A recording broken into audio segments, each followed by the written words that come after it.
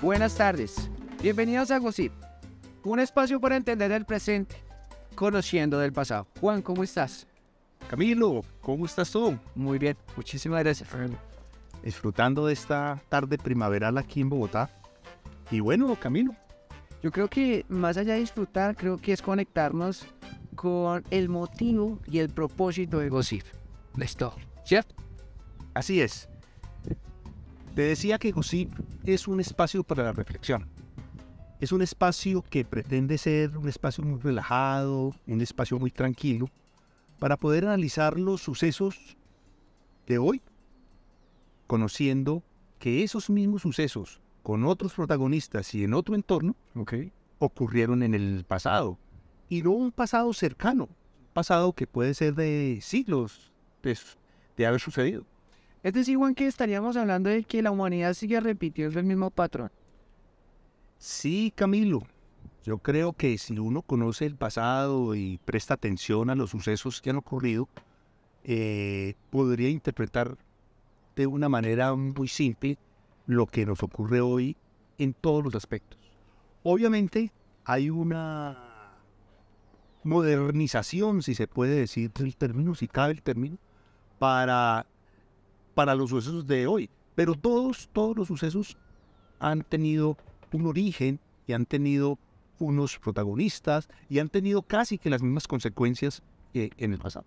Me encanta que eso quiera contarles a ustedes Gossip, un espacio para hablar de muchas cosas, de muchos precedentes, de muchos momentos, de muchos historiadores, luchadores, personas que han generado y han contado desde su punto de vista la vida en el mundo, la historia. Y por eso quiero que le contemos a toda la gente que se va a conectar con Gossip quién es Juan Martínez. Claro, Camilo. Mira, Juan Fernando Martínez Jaramillo es un ingeniero geólogo, egresado de la Facultad de Minas de la Universidad Nacional, Muy bien. que a través de mi experiencia en el petróleo, porque ha sido, digamos, el sector donde me he desempeñado profesionalmente, decidí un día tener una especialización en ciencia política. La política. ¿Por qué la política, Juan? Camilo, porque siendo un técnico, un geólogo del petróleo, entendí prontamente que para poder ser un buen técnico, para poder ser un buen geólogo, había que ser un buen político. Eso es cierto. Y creo que más allá de tener estos puntos de vista que son válidos, creo que hay que entrar a los detalles. Y eso es nuestro primer tema en la tarde de hoy. Bueno, Juan, creo que ya es hora de entrar en tema, en contarle a todas las personas que se van a conectar con Gossip de todo este proceso tan bonito que vas a contar tú. Así que quiero brindar hoy en la tarde porque no hay nada mejor que disfrutar de este primer avance en Gossip. Y hablemos del primer tema, el ordenador. Salud. Salud. Camilo, el ordenador personal o el PC, computador personal que conocemos hoy, que hace parte de nuestros instrumentos diarios, fue una idea que surgió aproximadamente en 1821. O sea, llevar ese tiempo trabajándose en la humanidad el ordenador. ¿Tanto tiempo, claro? Hay un caballero de nombre Carlos Babbage, que en 1821 ideó el computador personal. Y fue la hija de Lord Byron, Ada, la condesa de Lovelace, Ok. que con sus primeras notas señaló que para el hombre era necesario tener un instrumento que le consolidara la información. Yo hago una pregunta, Juan. Sabiendo que estamos hablando ya de décadas, de muchos años, ¿era tan eficiente tener un ordenador en esa época? De pronto no, como lo vemos hoy no. Sin embargo, la idea sí surgió en esa época y fue aproximadamente hasta un siglo y medio después, cuando empezó los norteamericanos en cabeza de un caballero que se llamó Vannevar Bush. Ok. Un caballero, el caballero Vannevar Bush, que vio la necesidad de que el hombre tuviera una memoria extendida. Wow. Al tener esa idea de la memoria extendida, se ideó años más tarde, producto de la guerra mundial, producto de las confrontaciones que los Estados Unidos, que la humanidad tenía y donde los Estados Unidos estaban participando, se ideó después de la Primera Guerra Mundial la memoria extendida, que llamó MEMEX. Ok. Memory Extended. Ok. MEMEX. Y eso fue la base para hacer los cibertestos. Yo tengo una pregunta. ¿Qué tanto tiene el ordenador el impacto con la sociedad y más aún con estas personas que han sido científicas, han tenido sus estudios? Cuéntame un poquito la gente. Claro, Camilo, mira, el ordenador personal y la necesidad de interactuar,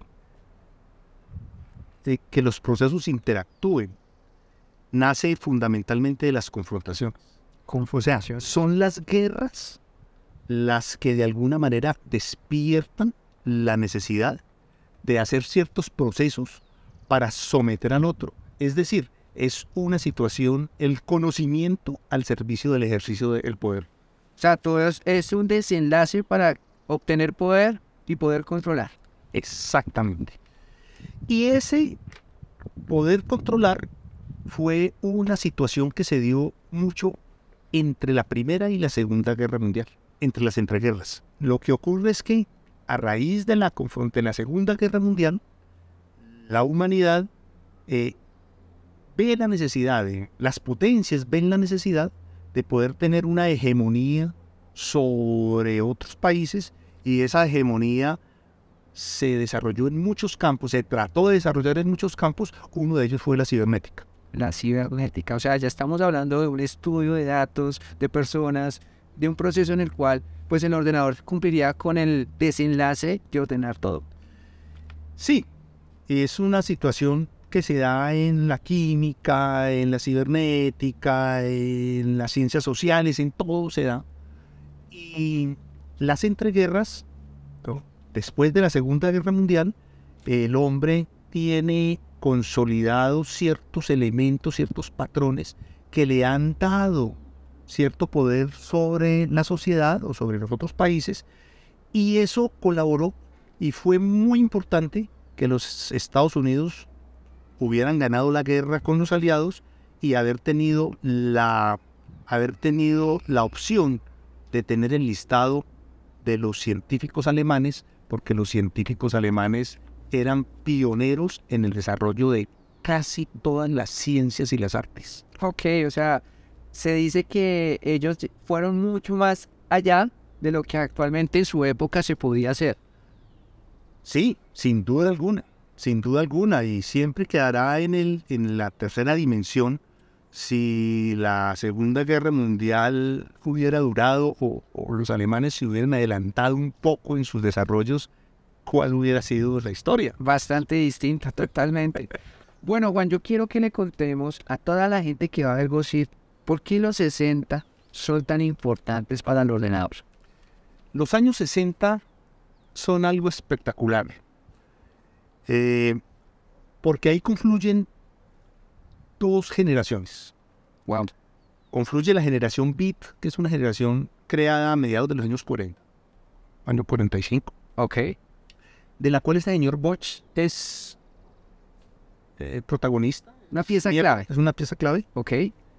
Pero en los años 60, los Estados Unidos entran en la guerra de Vietnam. Ok. Año 1964. O sea, no estaba tan ido, estaba como yendo por allá. Sí. Y en los Estados Unidos se genera un movimiento antiguerra. ¿Cuál es ese? Anti-Vietnam. Fue un movimiento pacifista de unas tribus en California, okay, que se llamaron los hippies. Es una palabra que se deriva del inglés hipster, que quiere decir inconformes. Y que todavía sigue marcando diferencia. Sigue marcando diferencia porque ha marcado los patrones de conducta de la juventud hoy. ¿Por qué? Porque eran unas personas que tenían ciertas características. Una, eran antibélicos, eran pacifistas. Dos, eran ambientalistas.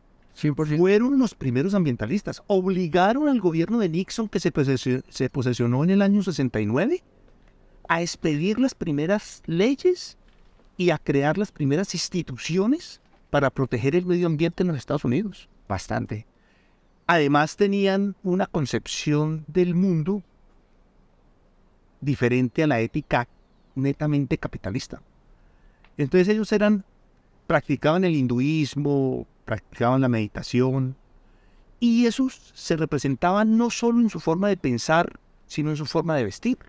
Y el actuar. Y el actuar. Ok. Entonces eran personas que vestían de colores psicodélicos, Ok. de cabello largo. Eran unas personas que iban contra la monogamia. Eran unas personas que querían hacer la paz haciendo el amor. Ok. Y para eso hicieron muchas cosas, como fue el Festival de Verano en 1967 en California, que fue el preámbulo a algo que es muy famoso, que fue el Festival de Woodstock en Nueva York, cerca de Nueva York, en el año 69. O sea, han generado un impacto en esa época, pero al detalle, Juan, Entonces, entraron haciendo... esas tribus en California, que eran diferentes, se inspiraban, muchos de ellos, en el consumo de alucinógenos. Sí, eso dicen. Y el consumo de alucinógenos estaba patrocinado en algunas instancias por el gobierno de los Estados Unidos, que había tomado de los alemanes el consumo de LSD y había promovido unos proyectos, como es el proyecto MK Ultra, Wow. en el cual quería tener un control sobre la mente de los individuos y para eso inyectaba a presos y a voluntarios para mirar sus reacciones ante las drogas alucinógenas, antiopioides. Yo creo que, pues, eso es un tema que verán en un segundo, tal vez tercer capítulo, que es muy interesante que toquemos, porque creo que ese proyecto de MK Ultra ha generado todavía y sigue generando mucha controversia para estos tiempos. Sí, ese es un capítulo que vamos a ver más adelante, pero les adelanto que el proyecto MK Ultra y la drogadicción que los norteamericanos crearon en sus ciudadanos para mirar estos efectos de la droga y poder controlar su mente, derivó en lo que tenemos en Colombia hoy, en la Santa Marta Golden. Primero. Ok. Y la Santa Marta Golden fue reemplazada por el tráfico que tenemos hoy, el narcotráfico. Desafortunadamente. Juan, ¿por qué los 60? O sea, ¿los hippies crean el ordenador o cómo fue el desenlace? Las tribus de los hippies que estaban distribuidos en diferentes universidades, en diferentes comunidades en California, entonces se proponen a darle libertad al individuo a través del manejo de la información. Entonces, como ellos eran anticapitalistas o antisistema, querían hacer una nueva ética y una nueva moral de la sociedad norteamericana, definieron que eso se hacía a través de darle el control de la información al individuo, que no lo tuvieran las corporaciones ni el gobierno. Ok. Entonces, muchos de ellos empezaron a hacer algo que es difícil de explicar más que de entender. Hubo un gran trabajo en equipo no concertado, porque la información viajaba de tribu en tribu de una manera libre, o los descubrimientos que cada uno de ellos hacían eran compartidos por ellos, y así fue como a través de ciertos personajes como Casey o como Engelbart, se descubrieron los hipertextos, el ratón, el mouse, lo que conocemos como el mouse, para desembocar en los años 70 en Bill Gates con su Microsoft. Bueno, Juan, entonces efectivamente fueron los 60 la clave para que el ordenador llegara a ese punto en el cual pues se desarrollara la idea. Pero tú hablabas de energía, de algo como gratuito, te bueno un poquito a ver. Sí, Fundamentalmente los hippies o las tribus de California eran unos filántropos que querían darle al individuo una libertad a través del manejo de la información. Ok. Y para desarrollar eso, se desplazaron hasta aldeas lejanas en Indonesia, en Malasia, en África, y generaron Internet, lo que es el Internet hoy, de código abierto, a través de algo que llamaron Internet por pedales, porque la energía la generaba un individuo haciéndole pedal a una bicicleta. Bastante interesante. Y es ahí donde creo yo, y me vas a corregir, Juan, que entra filántropos, personas tan interesantes que todavía siguen trabajando como Bill Gates, ¿no? Sí, y son unos personajes que la idea fundamental la tomaron de los hippies. Hoy se han convertido en unas corporaciones que hacen mucho dinero y que generan unos desarrollos tecnológicos muy importantes que transformarán el planeta, como Elon Musk, con sus idas a la luna y la minería espacial y todo ese tipo de cosas, pero que el fondo era darle la libertad al ser humano, empoderar y quitar del medio a las grandes corporaciones y a los grandes gobiernos que subyugaban al individuo. Esa fue la idea fundamental de las tribus de California, que en algunos casos se ha cumplido, en otros casos de pronto no, pero esa es la historia de la humanidad. Bueno, Juan, el ordenador viene siendo uno de los desarrollos de la humanidad que se ha conectado con estos tiempos modernos, postmodernos, que sigue todavía innovando los procesos para todos nosotros. ¿Cuál sería la reflexión de todo esto, Juan? Camilo, la reflexión para todo esto es que el ordenador hace parte integral de nuestra vida hoy. Ha permitido que la humanidad progrese porque la creatividad que se desarrolla a través de la interacción cultural hombre-máquina, lo que uno de los pioneros habló de relación íntima, hombre-máquina, es algo que nos tiene orgullosos de ser una raza inteligente, que progresamos. Hay cuestionamientos a eso por cuestiones del medio ambiente y lo que hacemos con el planeta y la inequidad que todavía existe a nivel social. Pero, sin embargo, hay que reconocer que el ordenador personal fue un avance inmenso para la humanidad. Yo te hago una pregunta, Juan. Para estos tiempos en que, pues, efectivamente la tecnología nos sigue llevando a evolucionar, ¿cómo te imaginas el ordenador? Pues ahora estamos en la cuarta revolución industrial, ¿Cierto? que lideran los alemanes. Wow. Y la cuarta revolución industrial nos está llevando a ingresar a una vida virtual. Totalmente. Entonces, realmente es difícil predecir qué puede pasar en el futuro. Sin embargo, ya hubo otros seres humanos como Julio Verne, siendo de una época de pronto arcaica como la vemos hoy, pudo predecir cosas como el viaje en la luna, los viajes submarinos y todas estas otras cosas que Elon Musk es un personaje que está tratando de desarrollar, entre otros, la minería espacial. La minería espacial con el objetivo de dejar de hacer minería en el planeta con el ánimo de conservar. Eso es cierto. Y este es uno de los muchos capítulos que vamos a tener aquí en Gossip. Así que no se despeguen porque esto todavía sigue hablando de historia que se conecta con el presente. Adiós.